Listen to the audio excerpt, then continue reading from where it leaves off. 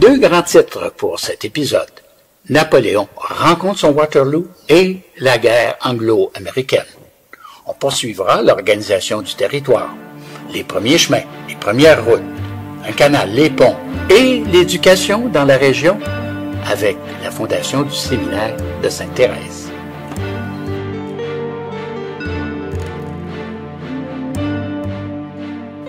Suite à la déclaration d'indépendance, une méfiance mutuelle perdure entre la Grande-Bretagne et les États-Unis. La confrontation se présenta en 1812, lorsque Napoléon imposa un blocus censé anéantir le commerce maritime. L'Angleterre répliqua par un blocus continental. Naturellement, les États-Unis prirent le parti de l'Empire français en livrant bataille en Amérique du Nord afin de prendre possession du Canada. La guerre dura 3 ans. Les deux parties y enregistrèrent de lourdes pertes. En 1813, les Américains s'étaient emparés de la ville de York, actuellement Toronto, et marchèrent sur Montréal.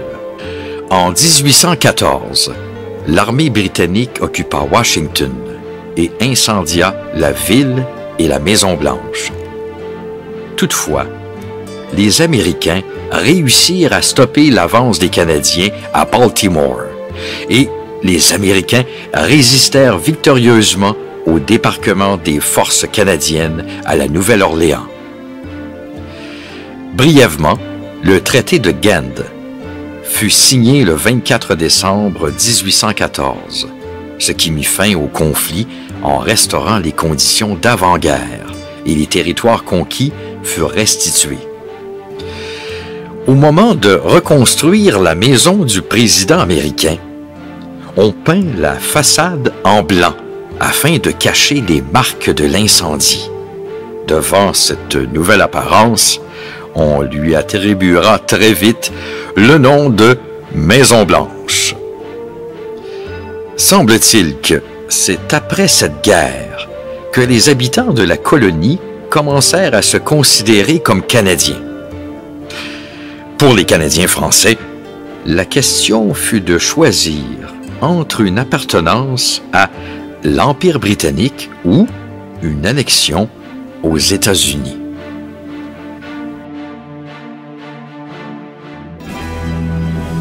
« 1815. Napoléon abdique.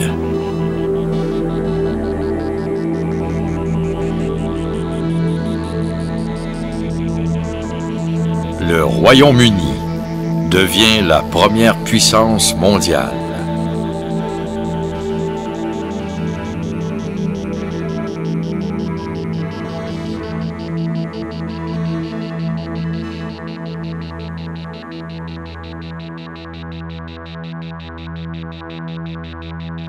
Les chemins.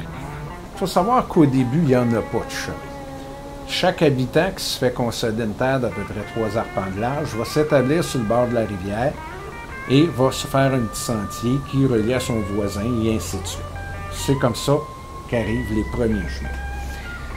Vers les années 1730, le Grand Voyer, qui est l'équivalent du ministre des Transports aujourd'hui, va commencer à obliger les habitants à tracer un véritable chemin et à l'entretenir. Les chemins étaient un travail communautaire obligatoire et ce système routier était entièrement à la charge des habitants, sous la responsabilité d'un capitaine de milice seigneuriale ou paroissiale. Depuis sa construction jusqu'à son entretien, chaque censitaire veillait à l'entretien devant sa terre. C'est sans doute pourquoi l'établissement d'un chemin traversant la Nouvelle-France dans presque toute sa longueur s'est longtemps fait attendre. Tout au long de l'histoire des Laurentides apparaîtra cette constante d'un retard continuel des moyens de circuler sur la marche du peuplement et les besoins de l'économie. Retard toujours indûment prolongé. Donc, à cette époque-là, si on vient des années 1730 dans le cas de Terrebonne, la nuit de Louis-Clair va venir tracer le chemin de la côte Terrebonne en mettant vraiment des piquets comme un arpenteur le ferait aujourd'hui. Et c'est comme ça qu'on va déterminer le premier chemin du roi. Parce que tous les chemins, on les appelait les chemins du roi. Pas seulement que la route panoramique le long du fleuve Saint-Laurent. Alors, ça voulait dire que le gouvernement avait balisé, reconnu ce chemin-là. Alors, forcément, on va donc prioriser d'abord les régions très développées, c'est-à-dire colonisées, le long de la rivière des Mille-Îles, par exemple, la Grande Côte, qui va suivre plus ou moins de près la rivière, selon que la zone soit inondable ou pas. Il ne faut pas oublier ce détail-là. On savait déjà à l'époque que s'il y avait une zone inondable, on n'était pas allé faire un chemin là. Alors, maintenant, les chemins vont suivre les rivières. Essentiellement, là, prenez une carte des rivières de chaque côté, du côté nord, du côté sud. Vous allez avoir un réseau de chemins qui va ouvrir. Et à un moment donné, quand on va commencer à coloniser l'arrière-pays, et là, on est plus déjà rendu dans les années 1800, on va commencer à faire des montées de rang. Souvent, s'il y avait, par exemple, une église en quelque part, bien forcément, il y avait une montée. Vous allez voir le nom parfois de montée du domaine. Alors, cette montée du domaine, c'est qu'on longeait le domaine du Seigneur, qui était souvent dans l'axe de la terre de l'Église.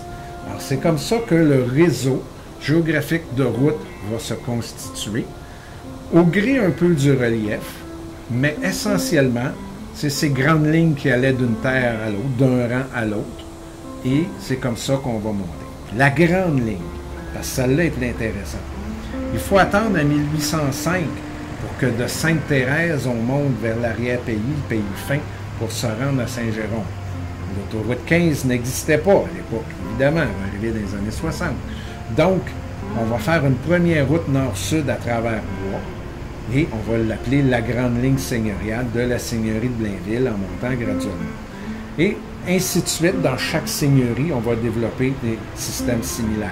Du côté de Terrebonne, c'était le chemin d'Effingham, qu'on appelle le chemin Gascon aujourd'hui, la route 337, qui d'ailleurs va servir de route de colonisation jusqu'au canton de Kilkenny et pour monter dans le nord. Avant même de penser de développer l'axe du Curé-Labelle, on va davantage commencer par l'axe de Terrebonne en montant vers le nord pour se rendre compte que du coin du lac Achigan, c'était très accidenté et qu'il valait mieux faire une ligne vers la rivière du Nord où la vallée était plus accueillante, notamment au plan de l'agriculture.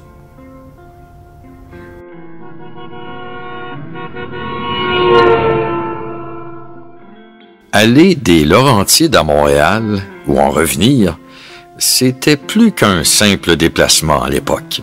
C'était, pour ne pas dire, partir à l'aventure. Vers le nord, la Grande Ligne offrira à compter de 1805 un service de diligence entre la Mille-Îles, en face de Sainte-Rose, Sainte-Thérèse, puis Saint-Janvier et, éventuellement, Saint-Jérôme. Une autre route longeant la rivière du Chêne jusqu'à une bifurcation vers l'ouest, en direction de Saint-Hermas, liait la chute à Saint-Eustache. De là, elle suivait, vers l'est, les rives de la Mille-Îles, rejoignant le chemin de front mentionné plus haut, pour s'aboucher en fin de course à la Grande Ligne. Tels étaient, à leur origine, les tracés de la célèbre route 11, aujourd'hui la 117. Écoutez, au niveau des transports, quand on a voulu monter vers le nord, on a pris évidemment les premiers sentiers amérindiens parce que sur le territoire d'Argenteuil, les Amérindiens gravitaient. On avait plein d'endroits là où on a découvert, on a eu des fouilles archéologiques, on savait que les Amérindiens avaient occupé tel endroit, tel endroit. Alors on a pris ces sentiers-là. Ces sentiers-là sont devenus le chemin qui mène vers le coteau des Êtres. Ensuite de ça, le petit coteau, le grand coteau et l'autre petit coteau qui ramène à la chute. Puis quand tu rentres par la chute, c'est par l'avenue Béthanie que tu rentrais en premier. De là, Béthanie, on avait construit au bout, sur le bord, tout près de la rivière, un peu sur le promontoire, un bureau de poste. Et ensuite de ça, on a construit des ponts pour traverser la rivière, nous amener de l'autre côté vers les cantons de Gore, les cantons de Louisa. Ensuite de ça, aller vers Brownsburg-Chatham et tout ça. La première personne qui a rallié le chemin qu'on connaît aujourd'hui sous le nom de la côte Saint-Louis, là, ou la 148, c'est un fermier qui avait perdu sa vache.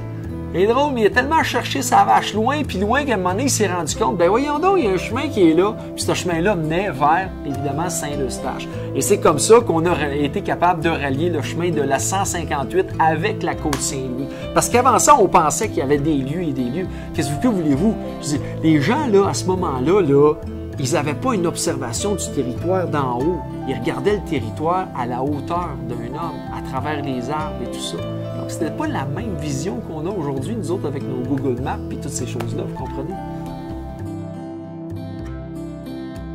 Une première route pour diligence liant Grenville à Saint-Eustache et Montréal sera inaugurée au cours des années 1810. À la même époque, Saint-André, qui est placé sur cette route Grenville-Montréal, via Saint-Eustache, est aussi lié par la route au nord du village de la Chute, lui-même en communication avec le village de Saint-Benoît.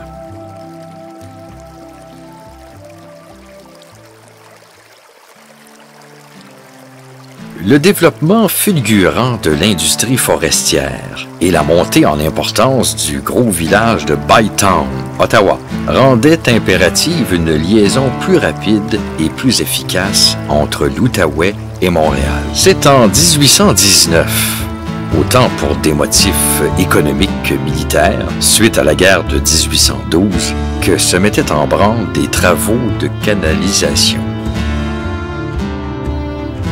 À cette époque, on considérait le Saint-Laurent vulnérable. Il pouvait devenir la cible d'attaquants venus des États-Unis. Les canaux sur la rivière des Outaouais allaient offrir une voie navigable en direction de Kingston, alternative à celle du fleuve.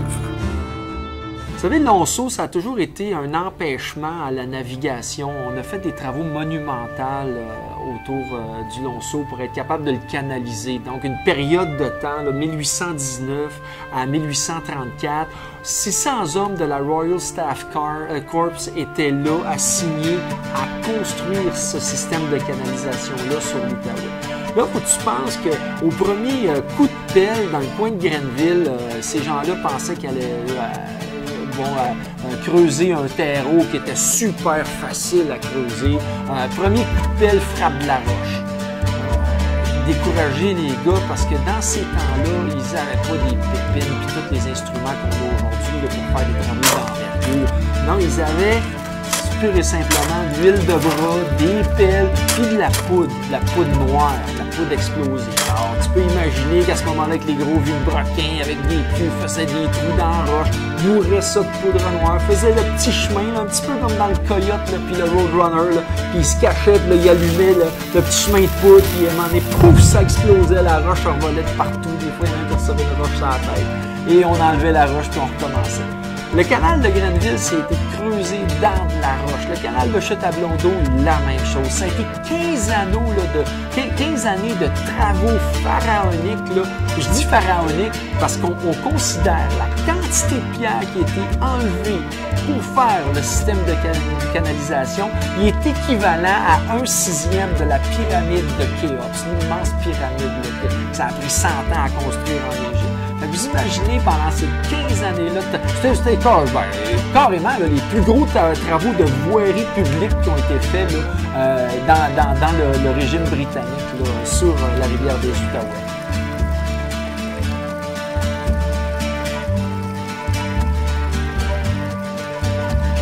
Le canal, c'était 20 km de canaux. Okay? Le premier canal à Carillon, il y avait 2 écluses. Donc, on sautait la chute de Carillon qui mesurait en moyenne 10 à 12 pieds, tout dépendant des écluses. Mais ça, c'était une chute qui n'était pas navigable. On devait portager pour le contour. Les 2 premières écluses-là, on arrivait à Chute-à-Blondeau, qui était à peu près la hauteur d'un homme. Là, on dit 5 à 6 pieds, tout dépendant de la grandeur. Et dans ce canal-là, il y avait une écluse. Donc, on doit déjà franchir 3 écluses pour se rendre à Chute-à-Blondeau. Le canal de Grenville commençait en bas à Greases Point, ce qui était Stonefield qu'on appelait, c'est un petit hameau là, sur le bord de la rivière des Outaouais. Quand on regarde la hauteur de la rivière actuelle des Outaouais, on est 60 pieds plus bas. 60 pieds plus bas, on commence et là, il y a 3 écluses en partant. Il y avait 7 écluses pour se rendre jusqu'à Grenville à la hauteur de la tête du Lonceau. Donc, passer à travers le système de canalisation, c'était passer à travers 11 écluses. Imaginez le temps que ça pouvait prendre à une barge, transporté, tiré par des chevaux à cette époque-là de l'ouverture pour franchir l'ensemble du système de canalisation à peu près une journée.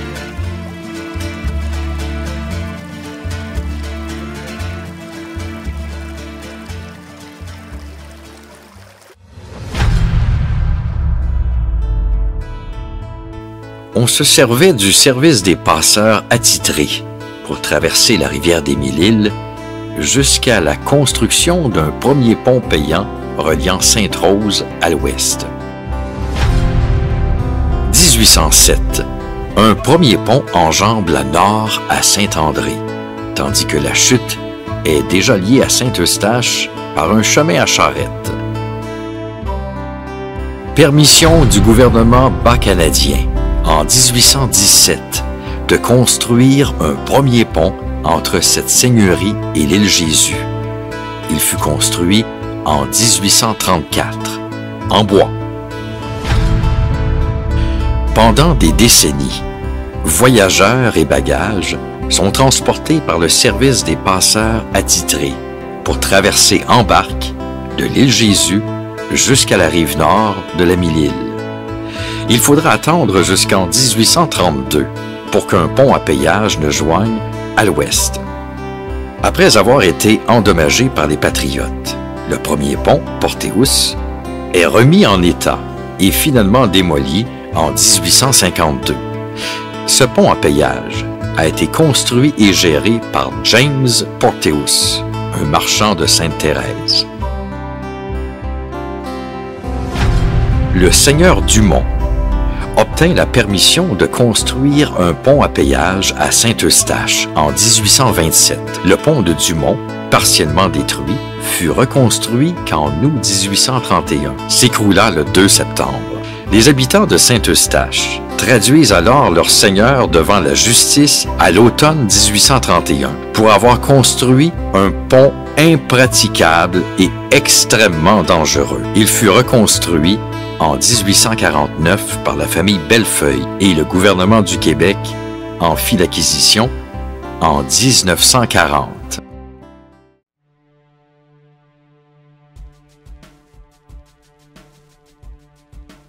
Est-ce qu'avant les enfants allaient à l'école? Avant la conquête, il y avait déjà des écoles, mais seulement dans les villes comme Montréal, Québec et Trois-Rivières. Dans les Laurentides, qui étaient très peu développées, malheureusement, alors, les enfants n'avaient pas accès à une éducation. C'est plus tard que les écoles de rang sont arrivées. C'est quoi une école de rang?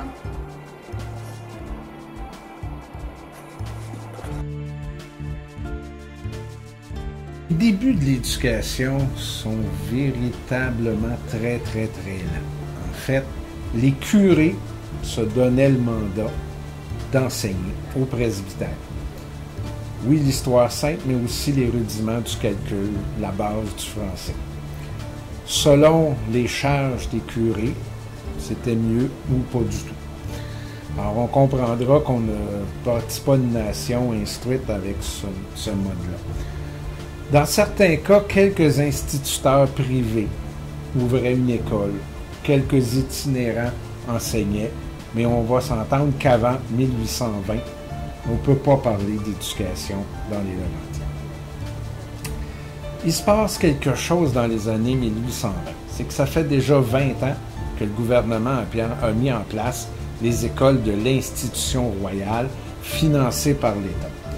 Pourquoi il y en avait très peu ici? C'est simple. Il y en avait, mais chez les anglophones, parce que les curés catholiques avaient peur que ces écoles-là, qui n'étaient pas des écoles catholiques, deviennent des lieux où on, éventuellement, ferait en sorte que nos bons petits catholiques soient tentés vers le protestantisme.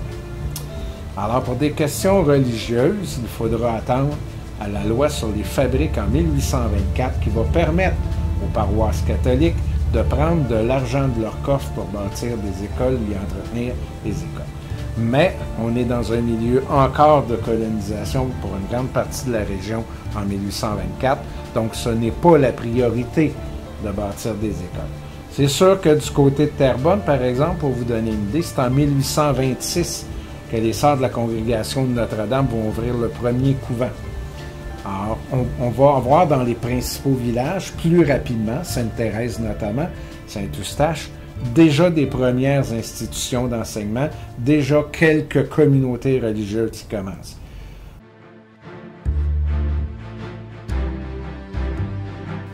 Le curé Charles-Joseph Ducharme fonda le séminaire de Sainte-Thérèse en 1825 pour protester contre l'institution royale, régime instauré par les métropoles anglaises pour encadrer la vie scolaire dans la colonie. Le presbytère, devenu trop petit. Le collège jaune abritant les élèves dès 1830. L'espace du collège jaune devint rapidement insuffisant.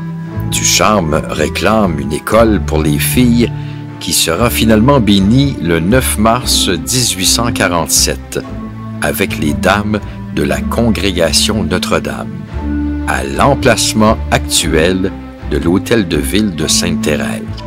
En 1841, Monseigneur Ignace Bourget, voulant reconnaître solennellement le mérite de l'abbé Ducharme et lui témoigner comment il appréciait ses travaux, érigea canoniquement l'établissement en séminaire diocésain de Montréal. C'est véritablement à partir des années 1830, avec la réforme de la loi en 1829, que là, le gouvernement va donner de l'argent et qu'on va commencer à mettre en place des syndics scolaires, qui va donner lieu en 1845 à une grande réforme de l'éducation qui va créer ce qu'on connaît maintenant, les commissions scolaires. Donc, dans les années 1830, on voit quelques écoles arriver, mais lorsqu'on lit la correspondance des curés, ils sont souvent fermés et c'est les curés qui font des discours en chair pour obliger les parents d'envoyer les enfants à l'école. Or, c'est véritablement à partir des naissances des commissions scolaires que l'éducation prend véritablement sa place, comme la plupart de vous avez connu. Et ça sera ainsi par la suite, avec l'application d'une taxe scolaire. Là, on avait assez d'argent pour entretenir des écoles et payer des salaires d'instituteurs.